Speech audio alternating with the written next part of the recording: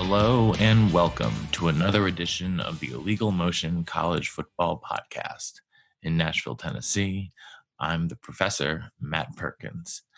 And a quick fade across the Harpeth River from me here in the Music City, it's our own offensive coordinator, the coach, Corey Burton.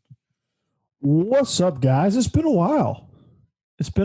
I'm excited to be back. I've in my time, I have visited some other podcasts. Not to make you guys jealous, but a friend of mine I made a guest spot on Positively Ole Miss, so a nice little Southern flair for those that are interested. For all you Ole Miss fans out there, be sure to double up on your Ole Miss content that you may not get here over there. I mean, everyone loves the Grove. Everyone loves the Grove. And speaking of another man who loves the Grove and who gets his kicks on Route 66, it's our intrepid blogger from Big Ten Accounting, Josh Cook. Good evening, gentlemen. How you guys doing? Week, like 5 now? 4? I mean, time's a flat circle at this point. I just don't know. It could be Saturday. It could be Tuesday. It could be the middle of the day, the middle of the night. It doesn't matter. It's whatever day we want it to be. Yeah, pretty much. So, anyhow, tonight we have actually a fair few topics within the college football world to catch up on. And I guess the most pressing of these is Mike Leach and the now all too common Twitter controversy. For those of you who didn't see it, Mike Leach retweeted a questionable meme of a turn of the 20th century white woman knitting a noose with a like endearing after 2 weeks in quarantine or something like that. The wife got, a little too fed up with her husband or whatever, and had to take it down, apologize publicly, undergo sensitivity training, and at least one notable player has transferred from the fallout out of all this. And Josh, I mean, I know you're the one who suggested this topic. So how do you feel about, what has happened to this entire situation? Yeah, I mean, I wanted to talk about it because not so much the tweet. What he did was not funny to begin with. Doubly problematic with the state that he's now a coach in. And if you know anything about the history of the United States, especially the Southern United States, when it comes to lynching, you just know that that's not something you can bring up in any form or fashion in a humorous way. It's just too powerful of a statement. But what caught my eye was his tweet of apology, which I think is a bigger issue because it shows the just sheer stupidity of Coach Leach. Here's his exact tweet. I'm reading it verbatim. I'm not paraphrasing anything. This is the exact tweet. I sincerely regret if my choice of images in my tweets were found offensive. I had no intention of offending anyone. That's not an apology. I sincerely regret if my choice. Hey, Matt, you are a piece of crap and I hate you. Sorry if that offended you. That's not it's not an apology if the word "if" is present. It's just not there. An apology does not contain any sort of, restrictive measures in that sort. And so it's a non-apology, quote unquote, apology that anyone that any school's PR department, their athletic department PR should be ashamed that that tweet even reached. It still stands, by the way. He's not tweeted anything else related to the incident since. Well, to be fair, I think if he tweets something else, it just keeps blowing up again, and they're just going to try to weather the storm at this point. Yeah. Well, But so I don't think saying anything more on Leach's end does anything for anyone, because it is what it is at this point. There's no more. Nothing he says is going to appease, you know, uh, what people want, because like people want blood for this, and so I just think that if with they're with good reason, because he is a football coach of a team that is going to be a heavily percentage, if not a vast majority, of Black people. I mean, coach, how, like, you have to work with players that have a very different background than you and look different than you. I mean, that's not an easy needle to thread. No, it's not. It's very, you got to be very, very careful what you say and what you do and how you look, and even just how you interact with different people of different races. I mean, it could be misconstrued that, hey, I'm yelling at this kid more than I'm yelling at that kid, and the one kid I happen to be yelling at more might be a kid of color, and the other kid is a white kid, and um, that might be construed as me coming down on the kid of color because of his color of his skin, when in all actuality we know that the attitudes and intelligent levels of high school students will fluctuate with the breeze, and so I mean it's a very delicate situation, and it's not one that it's one that you got to navigate smartly, and in that regard, that's not the time to take a risk telling a joke. well, on top of that, especially when you're the new coach, like you've been there for a hot minute, you barely know any of these kids. um that's not a good way to start it. Now we all, I want to stress one other thing, yeah. kind of building off something Coach said. Uh, Coach and I work in a high school capacity. Matt, you work with young people in your teaching as well. And a lot of people go, "Oh, this generation is soft. Oh, kids have it so easy." It's not that. It's that in 2020 you can actually speak up and they have a freaking voice. Kids 20, 30 years ago were equally pissed off about any number of topic imaginable, but they didn't have the outlet to say it. Absolutely not. No, and they're not soft. They're just saying stuff that other people can't say. You're exactly right, Josh. It's a different world.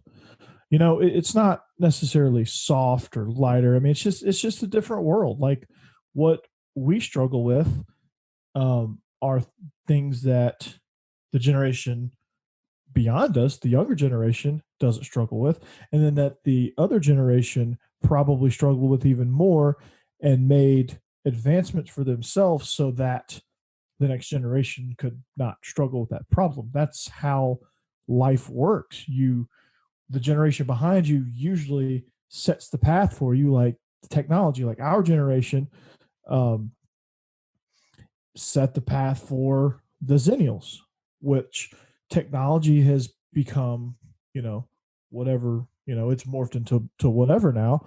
It was started with us. Like I remember in elementary school being so excited that I could get AOL. You hear that phone tone and stuff like that. I mean, yeah, we make fun of the next generation for saying, oh, well, you have it made, you got all this fast internet. We used to have to cross our fingers and hope our mom didn't pick up the phone to disrupt our internet. So it's just different problems. The our parents' generation, different problems, but we all have our issues. They're just slightly different. So, and people don't understand different, and that goes with everything. Like a lot of people can't accept different. Like they just it just does they can't wrap their mind around it, and it just eats at them, and it just causes them to say and do things like Mike Leach does. Like, a lot of stuff you see on the news, they can't accept different. Well, one of the big differences that we've seen in the last couple of years is the presence of the transfer portal, and that has just become, I don't want to say it's a hot button issue, because everyone just kind of accepts it at this point. At first, it was, oh my gosh, it's so, it becomes transactional for, treating the kids like they're professionals. Well, face it, like, they basically are professionals. So we have a very high profile transfer out of USC, JT Daniels, who was the freshman phenom back in the 2018 season, gets injured last year. And then, they have Keaton Slovis come in and take charge, and Daniels is out after being, a 5-star quarterback coming out of high school. Josh, what do you think is going to happen with him? Well, I mean, his debut season was impressive. He was a 4-star recruit, so I think he's going to be a super hot commodity. So it's a little bit different. A lot of times, he was coach. I think he was the guy in his class. Yeah, I mean, a lot of times when someone goes into the transfer portal, it's almost like, okay, what situation can I live with? What works best for me? And it's not, a player might have just a handful of schools come after him, because a lot of times the scholarships are all spoken for and stuff like that. And I think this is by far the biggest name that I can think of that's transferred. We've had big names in the recruiting world like Joe Burrows, but he never played out the field. So when LSU got him, it didn't move our needle that much. JT Daniels is a proven commodity, so I think this is a little different. I think he's going to have an absolute choice of program. CBS Sports had a great article pinpointing some of the teams that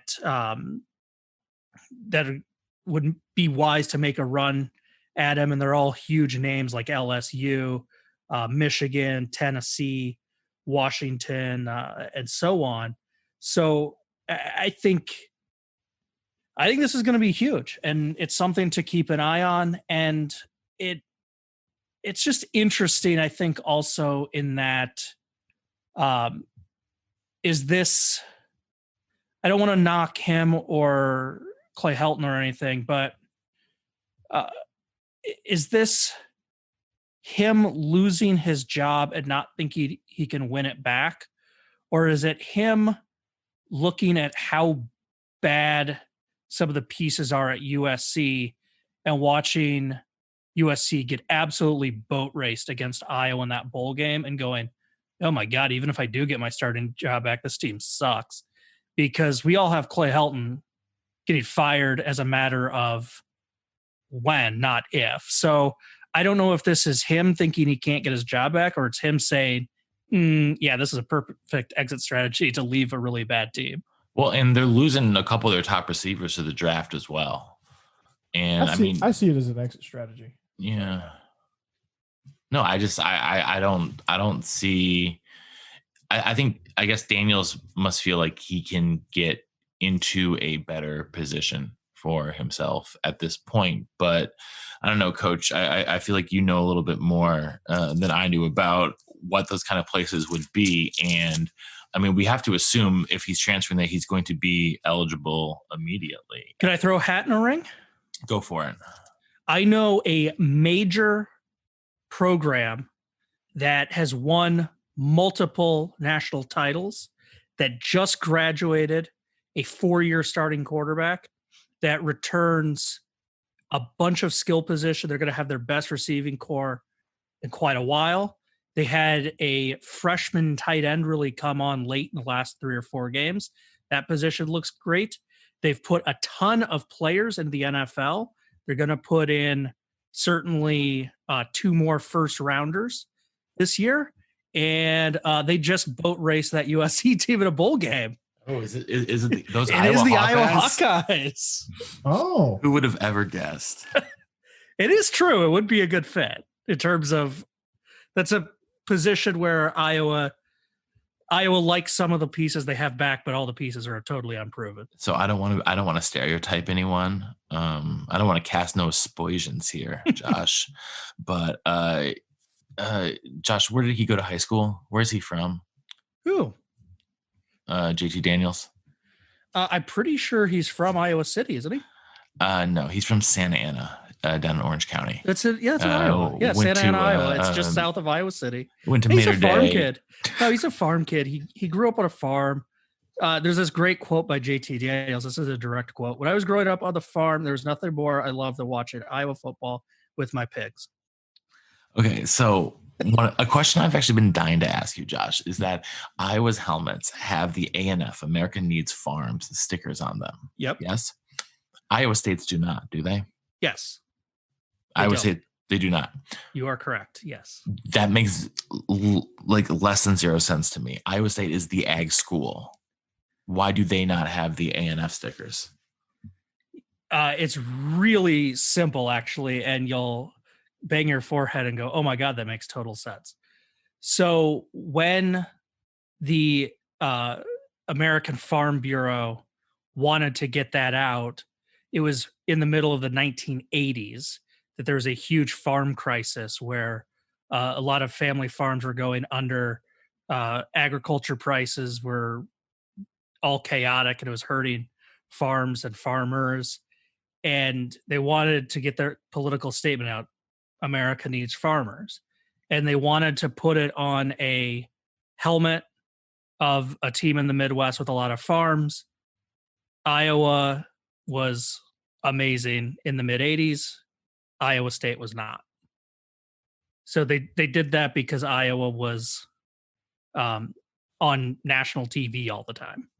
Yeah. The other thing is Hayden Fry always wanted like more exposure and stuff, and thought that was a cool idea and thought that would be unique for Iowa. So all right. Yeah. Thank you for educating me. That had been bothering me for a couple of weeks, actually. So I appreciate you clearing that up, Coach. What do you think? I will say this is a little off color, so if you have to edit it, Matt, I understand. The good people at the Iowa State SB Nation blog, Wide Right and Natty Light, they came up with their own sticker that Iowa State should have for their helmets, which was to make fun of Iowa. It was ANAL. America needs another lawyer. Oh no. Oh no. Oh, that's good. That's great. That's top notch. That's the greatest ever. I think it's the biggest and the best comment I've ever heard in my life. Great job. Mr. President, shouldn't you be worrying about the coronavirus instead of listening to Illegal Motion? No, Illegal Motion's the greatest show ever. I love it. Ivanka loves it. America loves it. Just look at the polls. The ratings are awesome. They're off the charts, especially in Arkansas. It's great. They love you in Arkansas. Yes, they do. Pig suey. I think that's what they say, right? I can. Can we get a big woo pig suey for Razorback Nation out there, Mr. President? I tell you what, woo pig suey, woo pig suey. There you go. Next question. Thanks for stopping by, sir. Thank you for having me. It's been an honor. But Corey, when you can get the headset back from the Commander-in-Chief, where do you think would be a good fit for Daniels moving forward? Is there like a plug-and-play program, and are you kicking yourself for taking the Wake Forest kid instead of waiting for JT Daniels? Oh, I'm back, guys. Hey, how did that go? What did I miss? You missed a little bit. I did? Yeah, dear friend of the show, the Commander-in-Chief joined us. Oh, sweet. Yeah. Was he talking Navy football? I wish. We do need a breakdown of the Mideast prospects for the 2020 season, but I guess we'll have to get to that over the summer. Hopefully, when we are safe and sound and able to play football again. So I heard you saying something about JT Daniels. Or were we still talking about Yeah, him? yeah, he's left the friendly confines of the LA Coliseum to head somewhere. Is there a plug and play program for him? Yeah, I mean, I'm sure there is. I think, I mean, you got to look at LSU could I feel like benefit LSU. from I him. feel like LSU is pretty confident Miles Brennan at this point. But JT, okay, all right. Oregon could use him. He could go right across town to UCLA, maybe. He could go maybe to see Herm Edwards. No, He could go, Herm's quarterback was a true freshman last year and looked pretty good. They're actually very set. If they were gonna go, if they're gonna go in conference, I feel like Oregon makes a lot of sense. I mean, yeah, I think so.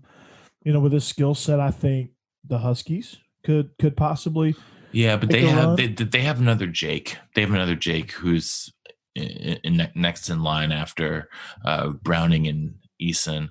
That's was a high 4-star coming out of high school. I feel like he's been pretty like he's been crowned like the next guy now that Eason's gone. So Yeah, true. I mean, how confident do you think Alabama is in Mac Jones? that would be fun. That would I be mean, not for the SEC, not for the rest of the SEC West, but that would be fun. right, right. I bet Arkansas is kicking themselves for getting Felipe Franks. Speaking of the Razorbacks, I mean, you look at. I don't know how Tennessee. I don't know how much how many eggs are going to put in Harrison Bailey's basket. I don't know what they think of what they have, but I would have to think that JT is is an upgrade over what they've got in Knoxville. I think they would welcome him for sure. You look at, I mean, what's Oklahoma? So he should have wait, basically what we're saying is that he should have a pretty decent pick. Yeah, I mean, just look at the quarterbacks that have entered the draft, and then you go and try to figure out what's behind those guys, and then figure it out from there. I mean, JT Daniels he could land anywhere and make an immediate impact. I don't know if there's a single coach out there that would say we're good with our freshmen. Maybe Herm Edwards because they got a really extremely talented freshman. Maybe here's a wild card. Maybe he feels more comfortable playing in a stadium with a track around it. Maybe he goes to Kansas. Les Miles. I've seen crazier things happen. I mean, they've got a lot of momentum out there. They've got a great offensive coordinator. They've got a great system. Nowadays it really doesn't matter where you play. The NFL is going to find you. So why not go somewhere where you can thrive? So, to be honest with you, he could land anywhere, and I wouldn't be surprised. So what you're trying to say he might go to Hawaii just to say, hey, listen, that is never a bad choice for QB. In all seriousness, you asked me about Georgia kicking themselves. I think they, I think it was one of those like hindsight's 2020. Yeah, you would love to get JT Daniels. He's probably better than Jamie Newman, but you got to look at it as this: JT Daniels was set in stone. That he wasn't an option when they were going through that whole transfer market. Jamie Newman expressed interest. He's talented. He's good. He has a great skill set. All that stuff, we broke all that stuff down in a previous episode, so I'm not going to go through the entire breakdown again. But he fit a veteran need for Georgia. Georgia's got some serious talent behind him. They've got the number one kid coming in from 2021 class. They've got another top quarterback coming in to compete with Newman. Newman's not guaranteed to win the job. And so, I mean, are they kicking themselves? No. Would it be nice to have JT Daniels at Georgia? Yeah. I'd be lying to you if I said that wouldn't be cool, but it's not realistic to say, oh man, we should have got it, man. That sucks. But I'm pretty happy with Newman. If you really want to know. So Yeah, I think it's cool. I think he'll stay in the Pac-12 anyway. So I think Oregon's a good landing spot. I think Cristobal could do some things with them up there in Eugene. All right. Well, getting to some more big picture things, obviously with the entire country pretty much on shelter in place orders and basically being locked down because of COVID-19, there is a lot of fallout, both in terms of questions about the future, but also economic fallout from everything that has happened with the pandemic. So, we've seen a lot of different issues arise and come up. We've seen some people. Dave Clawson, for instance, at Wake Forest, gave back 10% of his paycheck in order to help with the relief. But then we've seen other things like because of eligibility issues, the NCAA said that that seniors in spring sports will get an extra year of eligibility. Or I guess they said the schools can let them, but then some schools, including Josh, our alma mater, are saying that no, sorry, seniors, we're not going to give you an extra year of eligibility, which I think is kind of crappy. But at the same time, I think that Barry Alvarez is looking at that as a financial decision. If you are a Big Ten school, mostly you will have or not necessarily a Big Ten school, but a lot of schools, maybe their third biggest revenue sport after football and basketball will be baseball. Well, Wisconsin A doesn't have a baseball team, and B has a serious revenue team in their hockey team in the winter. So the cost of those scholarships, I imagine, is the reason for for not renewing them, and that seems very crass to me. But I don't know, Josh, how do you feel about it?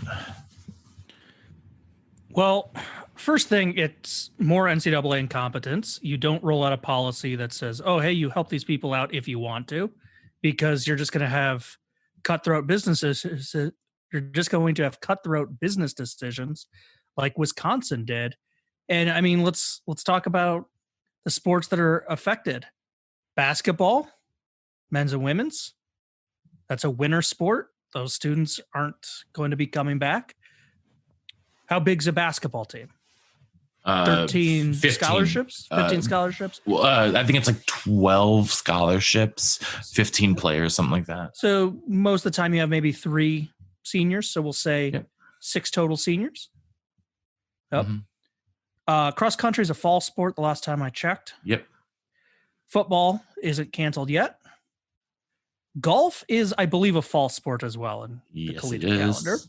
So then we get hockey, men and women hockey. Now that's probably what, 30 scholarships? 20. 20. So maybe we'll say 5 seniors. 5 seniors, yeah. So that's 10 then for the men and women combined. Combine that with our previous.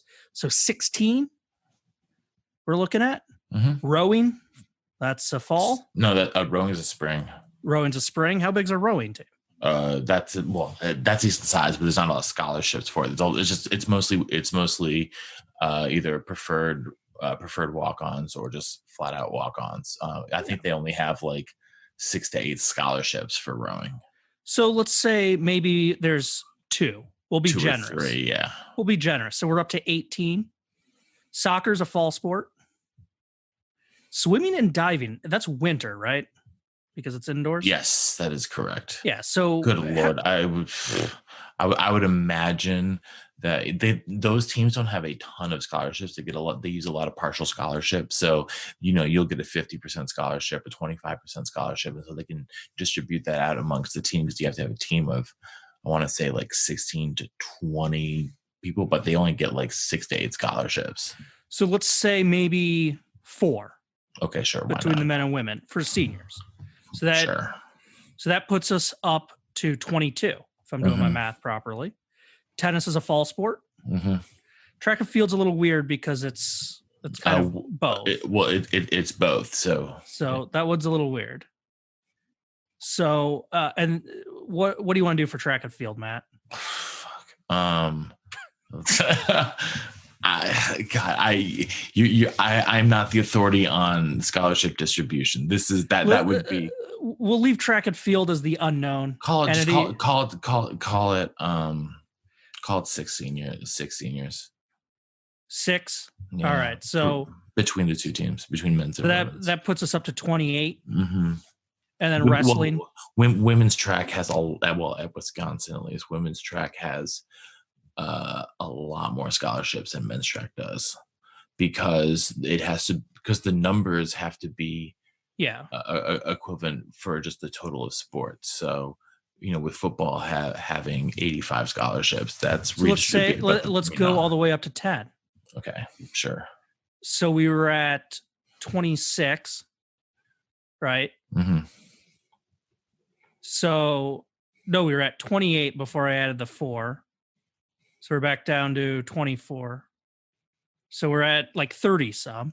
And then wrestling's going to have like 3 seniors. So, sure, yeah. So why do we go through all this exciting stuff? Why do we go through math on a college football podcast? To say that Wisconsin's nickel and diming decision comes down to dicking around about 30 people to save a little bit of money. The NCAA should have just said flat out, you don't have a choice. It sucks that they lost their season. You're bringing them back. We have, if they want to come back, if they even want to come back, if the student wants to, but it shouldn't have been the school's decision. No. It should have been the student's decision. They can come back if they want. If they choose to come back, you don't lose that scholarship for the incoming freshman. We're going to have extenuating circumstances for 1 year. We can all live with it. I don't think Wisconsin's rowing team is going to get an unfair advantage for having 1 year with a few extra players on it. And if Wisconsin says we can't afford it, then I would be Jim Delaney doing the massive side eye and going, what the hell are you doing with the money that you make? Because this has happened after bowl season. The biggest checks have already been allotted.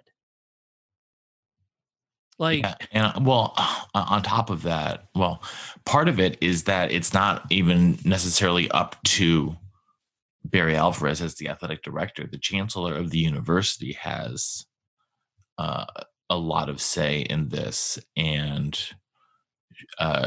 she is notoriously anti-athletic department. So it's a big, long issue there. So I don't want to get too much into the politics of it, but nonetheless, it's a bad look for Wisconsin or any school that chooses to do that. It's a bad look for the NCAA to just not issue a mandate that for 1 year you can get, just let the seniors have another season. My wife and I watch a ton of college gymnastics, and it was the senior year for 2 of the greatest college gymnasts of all time, Maggie Nichols and Kyla Ross. I mean, the 2 of them are without a doubt, on the Mount Rushmore of women's college gymnasts. They're phenomenal, and they got all of that taken away from them. There's so many of these crazy stories. It was really cool on Scott Van Pelt's Sports Center to do those senior nights with not just, colleges, but high schools. It was, seeing things like that it's really tough to have, those kids give so much time and energy, and to get what is supposed to be the culmination of their hard work in a lot of cases. Because let's face it, I don't want to be parroting an old NCAA ad, but of the 360,000 collegiate athletes, most of them are going pro in something else. And so it's sort of but it's supposed to be it's the pinnacle of their achievement in many ways, or at least if you think about it as a story arc, you would think that you would hit the the climactic moment as a senior. So, which obviously not always the case, but you don't get that that senior night where everyone in the crowd is standing up and cheering for you, and the coach is giving you a big hug or flowers or a framed jersey or whatever. Like, I don't know, coach, like, I mean, you've been in a bunch of different like senior nights. That's like a special moment. Like, even if you're on like a absolutely dog shit team, I mean, it's still cool. A special moment. Yeah, it was really cool to stand out there and be honored at midfield, have your name called, your parents are flanking you, and it's just a cool moment. Everybody, all eyes are on you, everything's great, but at the same time, it's a fleeting moment too. Like it's one of those that it comes and goes so fast. Yeah, it's really cool, but then it's just a blip on the radar. Like that's like way down on the list of things that I remember vividly from playing high school football. So that's true. So I mean, yeah, it sucks not to have that moment, not to get that recognition. But yeah, I would say, but even more so than that, it's not having the chance of winning a championship.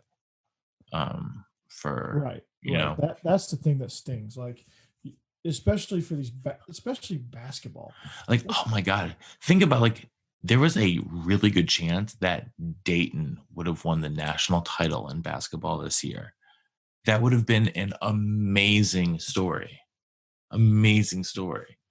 But that's not going to happen. Obi Toppin's going to go pro, and the magic that they had this year is gone without any sort of without any sort of I hate to use the word again, like climactic moment, like that you don't get to hit the apex of that story arc. It's just sort of cut off, and it's sort of all this what could have been. I mean, going selfishly back to the University of Wisconsin, like they were on fire the second half of the season.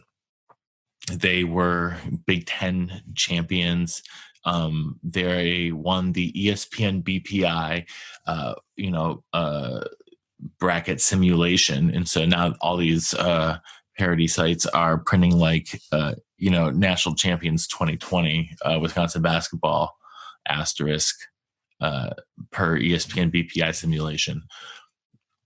But it's you feel for the kids who are going to get starved of that chance.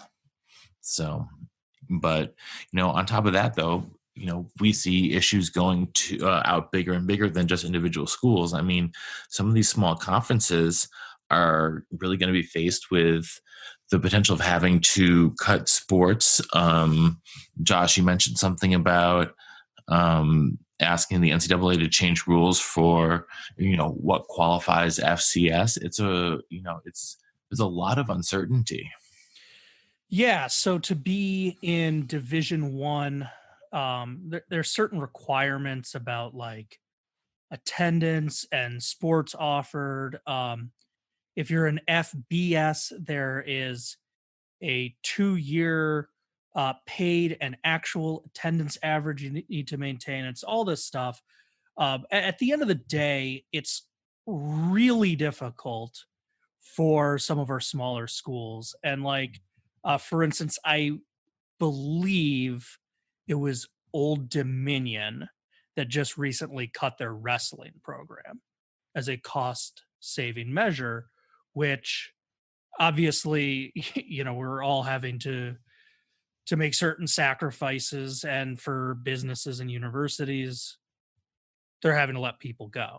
And to save some scholarship money there or whatever, not having to pay the coaches, things like that, schools are making that decision.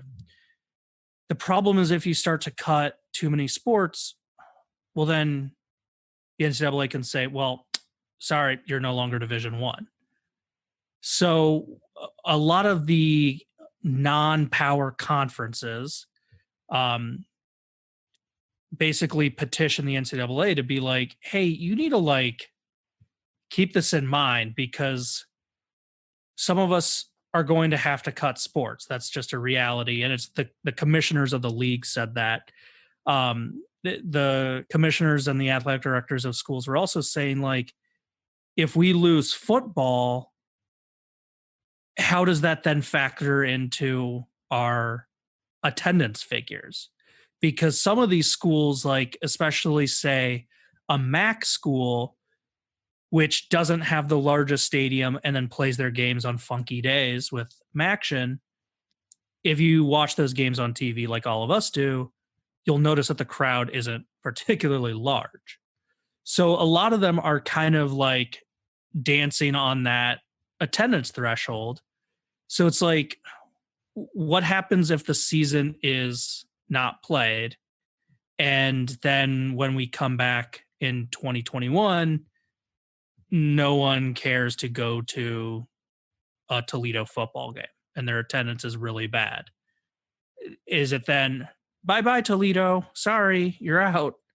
Like, how does that work? And so I thought that was really proactive for these schools and commissioners to do that, because the NCAA, without being prompted, is just going to do business as usual. Oh, sorry, Coastal Carolina, you don't have 16 sports. Bye. And Coastal will be like, what the hell? Like, we cut badminton because we were hemorrhaging money. Like, so I thought it was smart on those schools. I haven't seen the follow-up, how the NCAA has responded. My guess is it'll be a muddled, not very effective policy that just pisses the three of us off in a later podcast. That sounds about right. Mm-hmm. Well, Josh, is there anything else you want to hit on tonight?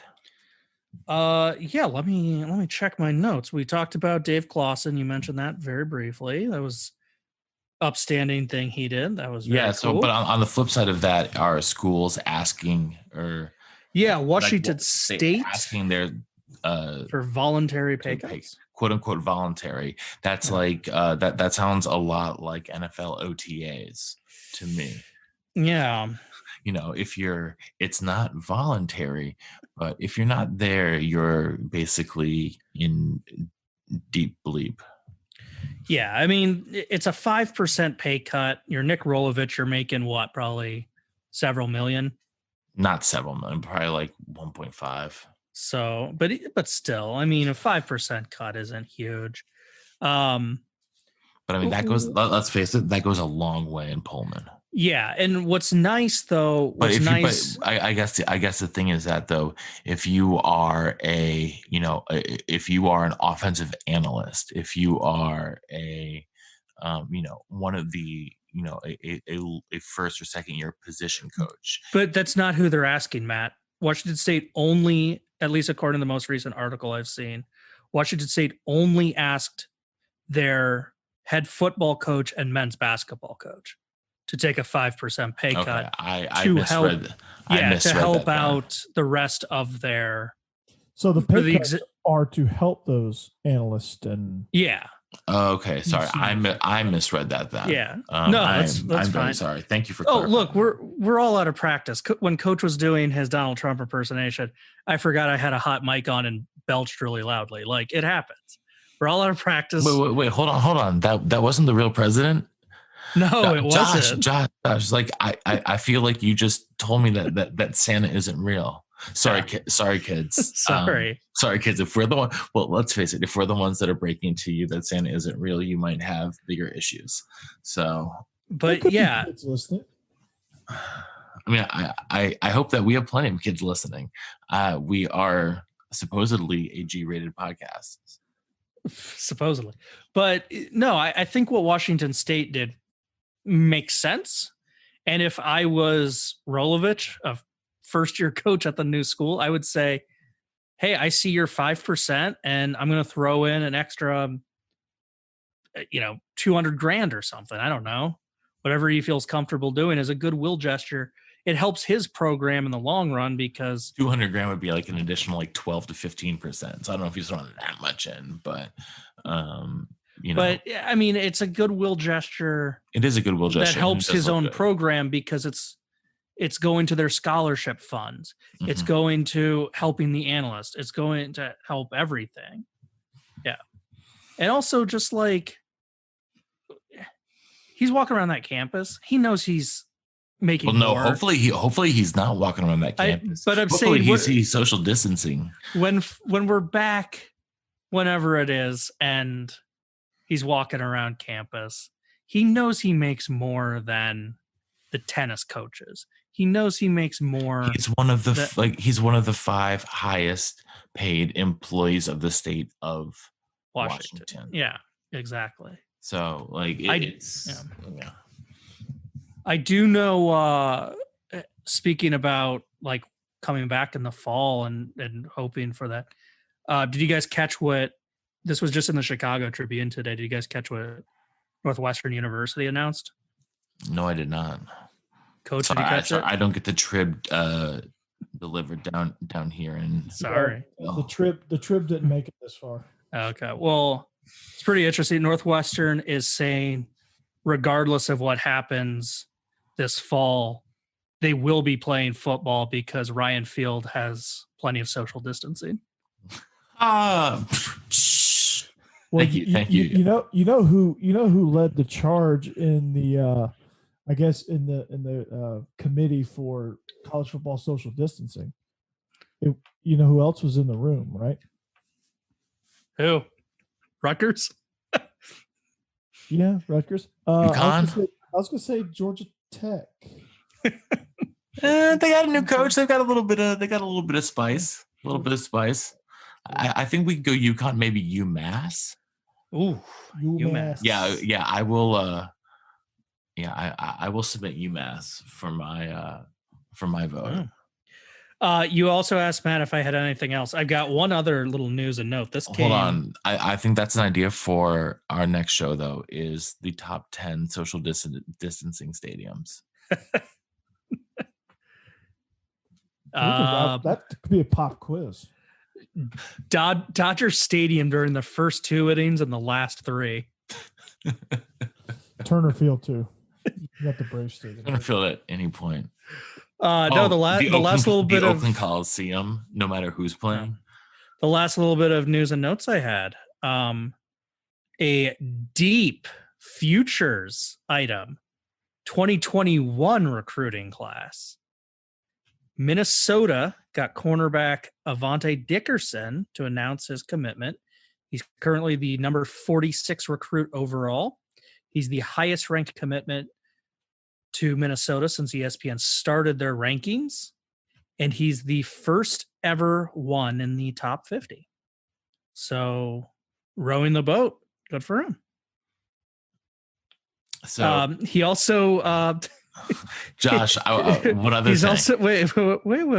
Okay. It gets funnier. You're not letting me finish. Okay, please go on. He's a was Mr. Football from the state of Nebraska. Okay. And picked them over a divisional foe. Nebraska was recruiting him like desperately and heavy. And he's like, peace. He also had offers from LSU, Oregon, and Michigan. So a good day for the folks that support. Listen, Josh, when you were talking about the possibility of getting JT Daniels to transfer to Iowa, and you were describing the school, I thought you were describing Minnesota for a hot minute before you got on with it. Why would I ever endorse Minnesota getting a better quarterback? Uh-huh. Come on, be serious. Let's use our brains, Matt. Okay, I'm sorry. I haven't had to engage that for a while. No, actually, I really have. My life actually has not changed very much at all. So I'm fortunate in that way during this time. So, well, with that, we want to thank you very much for joining us here on the Illegal Motion College Football Podcast. So, on behalf of our own offensive coordinator, the coach, Corey Burton, here in the Music City, and our intrepid blogger from Big Ten Accounting, Josh Cook, up there in the Windy City, this is the professor in Nashville saying so long and see you next time on the Illegal Motion College Football Podcast. Stay away, but listen to our show. Thanks for listening to the Illegal Motion College Football Podcast. To get in touch with the show, email us at illegalmotionpodcast@gmail.com. Follow us on Twitter at illegal_motion and check out our Facebook page.